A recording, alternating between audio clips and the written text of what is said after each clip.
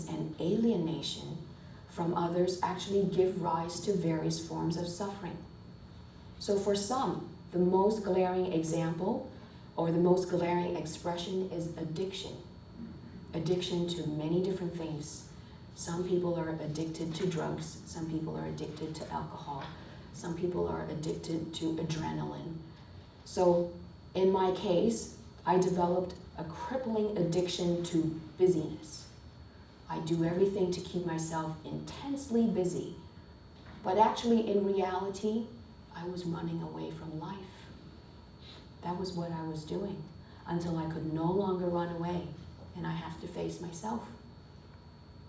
We learn early in life that any affiliation, even if it's with family and friends, or at school, or at the workplace, it always requires that we have to prove we're worthy.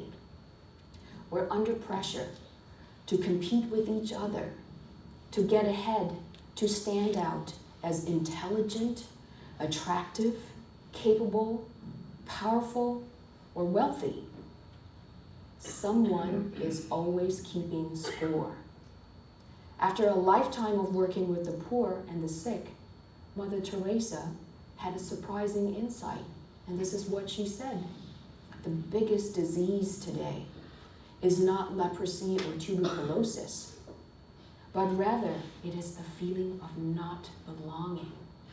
That is the biggest disease today.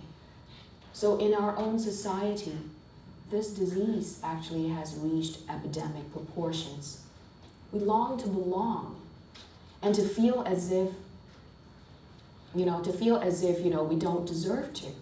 That's constantly the struggle we go through. We want to belong, but we feel we don't deserve it. So Buddhism offers a basic challenge to this cultural worldview. The Buddha taught that this human birth is a precious gift because it gives us the opportunity to realize the love and the awareness that are our true nature. As the Dalai Lama had pointed out so poignantly, we all have the Buddha nature. So spiritual awakening is the process of recognizing our essential goodness, our natural wisdom, and our own compassion. I'll share with you another example, my own example of how I brought an unworthy self into my spiritual life. I moved into a monastery. It's a spiritual community, and I enthusiastically devoted myself to the lifestyle for almost 12 years. I felt I had found a path through which I can purify myself and transcend the imperfections of my ego, the self and its strategies. That's what it is. However, my habitual thoughts and behaviors would start creeping in again. As they had in college, those ever-recurring feelings of insecurity and selfishness would let me know I was falling short. Even in a spiritual community, this was still manifesting. Unless I found the time for more meditation, I would often find myself feeling once again like my familiar, small-minded, not okay self. So then I'll go to bed. And then I wake up and I start all over again, every day. This is what happens. So while I did touch genuine peace and open-heartedness, but my inner critique continued to assess my level of purity. So I mistrusted myself for the ways I would pretend to be positive, when underneath, I actually felt lonely or afraid. While I loved meditation practices, I was embarrassed by my need to impress others with the strength of my practice. I wanted others to see me as a deep meditator, as a person who served her world with care and generosity. So meanwhile, I judged other people for being slack in their discipline, and I judged myself for being so judgmental, a vicious cycle that continues over and over again. So even in the midst of community, I actually often feel lonely and alone. So the problem is, ego can convert to anything. It can convert anything to its own use, even spirituality. This is my example of how it's being done. maybe in your own ways, in your own life stories, you could see the same thing happening. How ego converted anything to its own use. So what I brought to my spiritual path included all my needs to be admired, all my insecurities about not being good enough, all my tendencies to judge my inner and outer worlds. So the playing field was larger than my previous or my earlier pursuits, but the game was still the same. What is the game? Striving to be a different and better person. But in retrospect, it's not a surprise that my self-doubts were transferred intact into my spiritual life. So those who feel plagued by not being good enough are often drawn to idealistic worldviews that offer the possibility of purifying and transcending a flawed nature. So this quest for perfection is based on the assumption that we must change ourselves to belong. So think about this assumption. Why do we feel that we must change ourselves to belong? I'll share another example with you. This example is no longer my life story, but it's from a young person in my workshop. She calls it growing up unworthy, and this is her story. She said that she had never felt real in the eyes of her parents. Being an only child, she felt as if she was on the planet to be the person her parents wanted her to be. Her value rested solely on how well she represented them, or in whether or not she made them proud. She was their object to manage and control, to show off or reprimand. That's what she thought. Her opinions and feelings didn't matter because, as she said, they didn't see her as her own person. Her identity was based on pleasing others and the fear of not being liked if she didn't please them. So in her experience, she was not a real person who deserved respect and who, without any effort or fabrication, was lovable. That was what she thought she was. She did not feel that she deserved respect, and if she doesn't make an effort to please others, she feels that she's not lovable. Most people that come to see me are actually aware of the qualities of an ideal parent. They know that when parents are genuinely present and loving, they offer their child a mirror for his or her goodness. So through this clear mirroring, a child develops a sense of security and trust early in life, as well as the capacity for spontaneity and intimacy with others.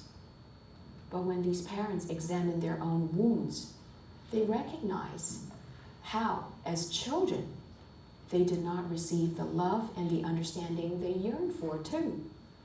So furthermore, they were able to see in their relationships with their own children the ways they too fall short of the ideal, how they can be inattentive, judgmental, angry, and self-centered.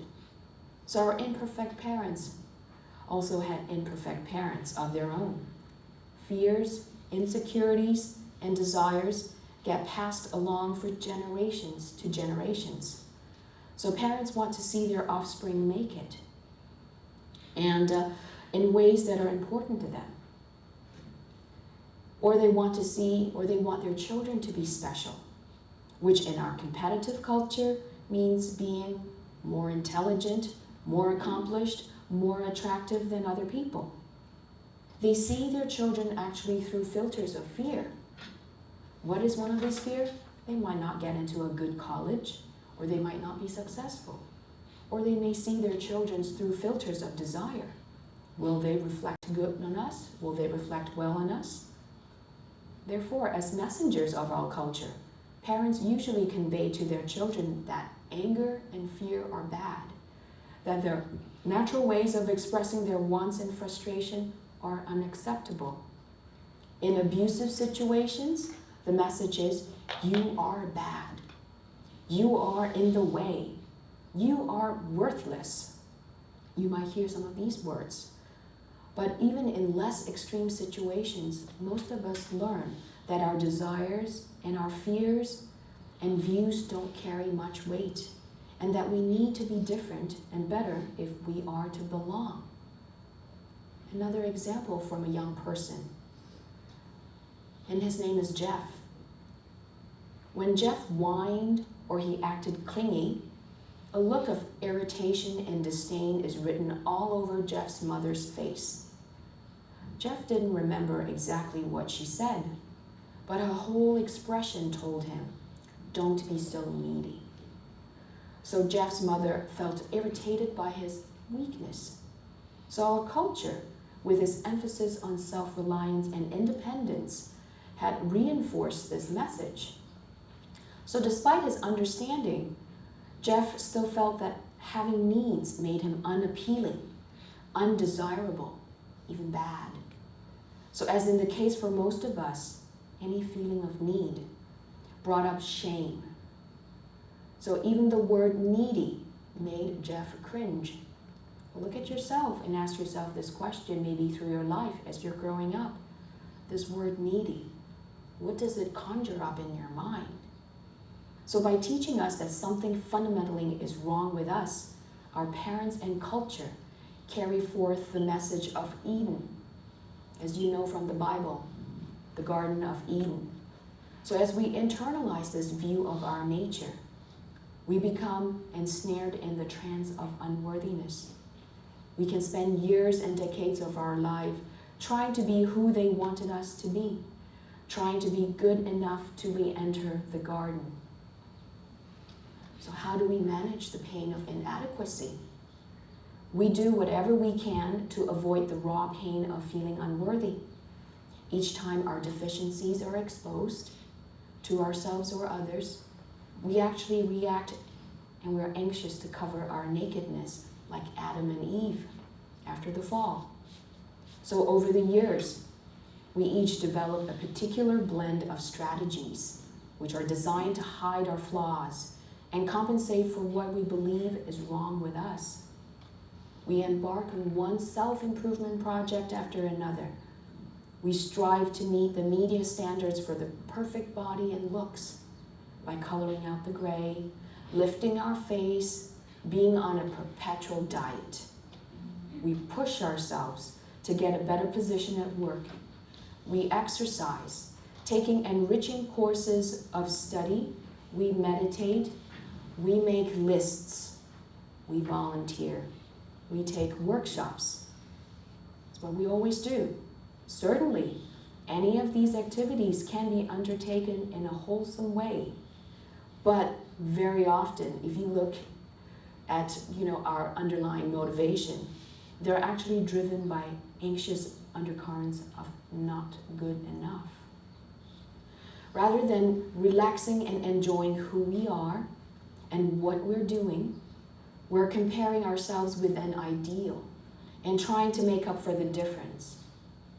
So if that's the reason why you engage in a lot of self-improvement projects, then you're enabling that sense of unworthiness. So another way of doing this, of managing this pain of inadequacy, is that we hold back and we play it safe rather than risking failure. But the most wonderful part of living involves some risks, and that mistakes are inevitable. So playing it safe actually requires that we avoid risky situations, which cover pretty much of all of life. A lot of things we do is actually a risk because they're the great unknown. We might not take on leadership or responsibility at work.